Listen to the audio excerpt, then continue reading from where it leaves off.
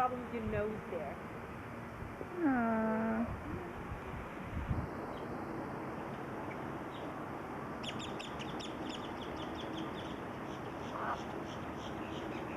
Baby. Hey, good boy. Hello. Yoo-hoo. Hello. Hi.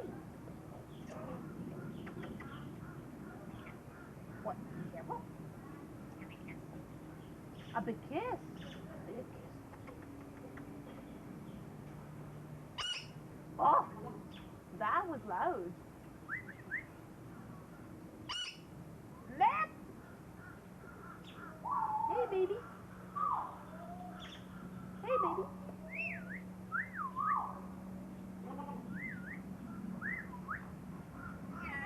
Aw. You speak German, huh? You have a poop problem there.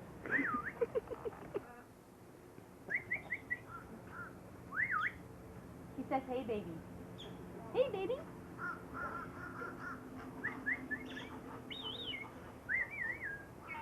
Y'all.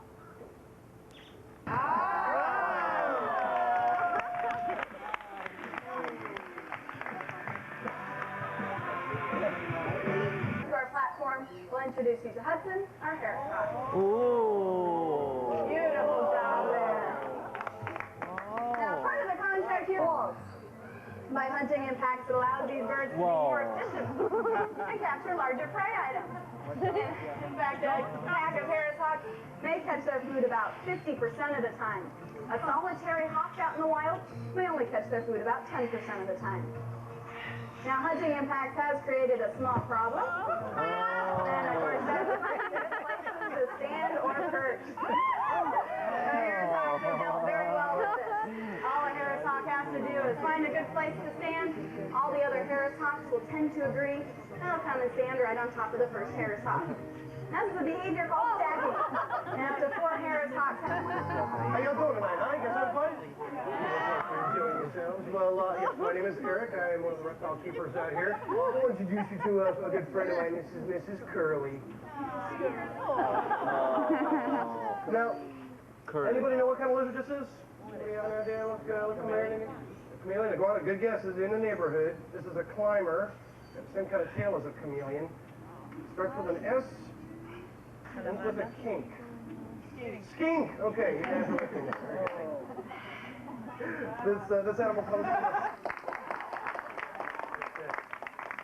from one talent, folks. It's a lizard, right? But anyway, these guys spend a lot of time up in the treetops, and so of course, as we handle an animal like this and start to work with it and train it, we've got to, of course, kind of work our training around the animal's limitations and the animal's adaptations. Since this critter's a climber, then probably something that we'll start working on her in the show is working her up, maybe doing some climbing behaviors or something like that.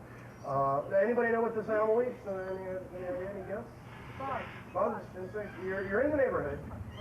Take a little slower. Flies. I'll give you a hint. This right here is top speed. It's wide open there, right there, folks. Plants, there you go. Strict vegetarian, absolutely.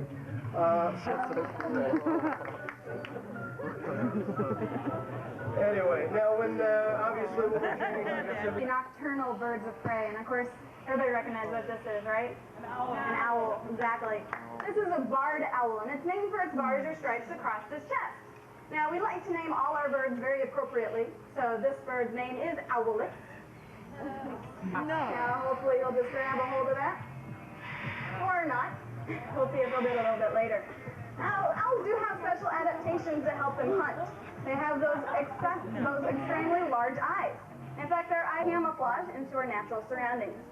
Now, screech owls are unique because they come in 2 different color phases. Yes, count them 2. We're going to be learning about the gorgeous and highly venomous coral snake. Even she a beauty. Now, this snake is fully venomous, but I'm not worried about being bitten because I know her, and I'm very confident that she will never bite me. Now, one thing here at our show is that we don't necessarily recommend all the animals as pets.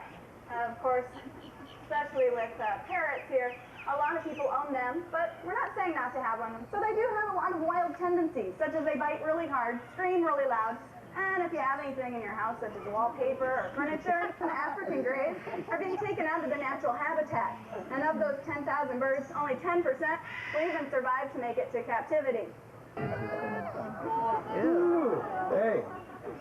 Me again. No. You're sitting in the front row of an animal show, ma'am. Yeah, You look like you're about to lose it. We'll move back. All right. Anyway, well, good afternoon or good evening again. I want to introduce you guys to Slim.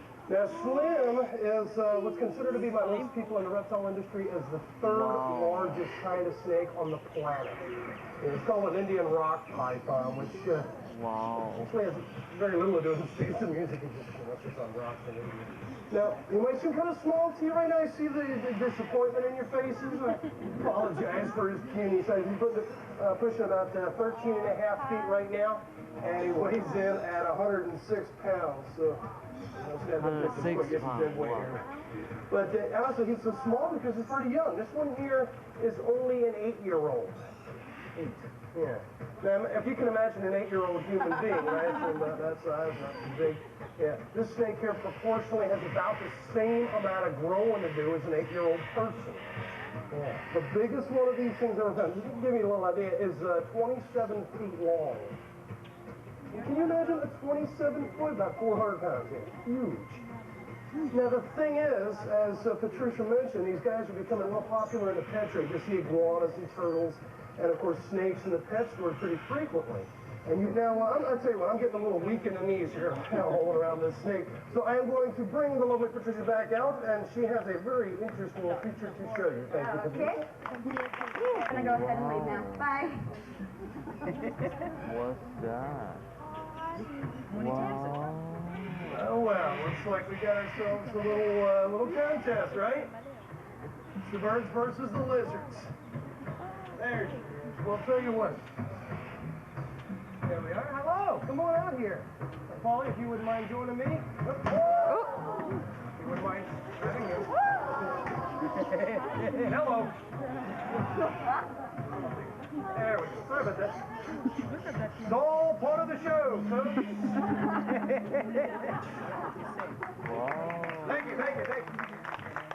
We'd like to introduce you to the pride and joy of the reptile department. These are our pair of Malayan water monitors. They come from Southeast Asia. They're considered to be the second largest kind of lizards on the planet. They will get up to about 8 feet long, about 40 to 50 pounds, and they'll eat just about anything that'll fit in their mouth and a couple of things that won't. Right, Paulie? No, not from the wings there. What's your name? Ella. One lizard, yeah? And don't forget, you are the cheerleaders out there in our audience. Yes. This is Grace. Well, what's your name? Cedric. Nice to meet you. Well, Cedric, what we got here is a whole bunch of... Yeah, don't pet him. He's Don't worry, he won't bite. But he does know that it's time to eat. So what we're going to do when the time is right is let him know that it's lunchtime. So why don't you take a hold of that egg? We've got a little music to go along with this. So if you're ready, why don't you go ahead and just kind of get him going with that. Hold on, right to the end of his face. This side, Cedric. There we go. Okay. So let's see who can eat the most. Grace has got one. Oh. You don't want to tease the lizard He's too much. starving. He hasn't done this since yesterday. Let her get that one down. Uh-oh. Grace has got it going. Oh. We're ready for another one? Grace winning. Grace is going for number 2.